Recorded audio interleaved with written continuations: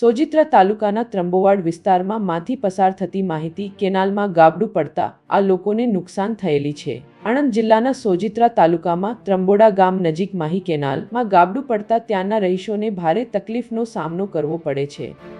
પૂરા સમાચાર જોવા માટે NEET 24 ન્યૂઝને સબસ્ક્રાઇબ કરો।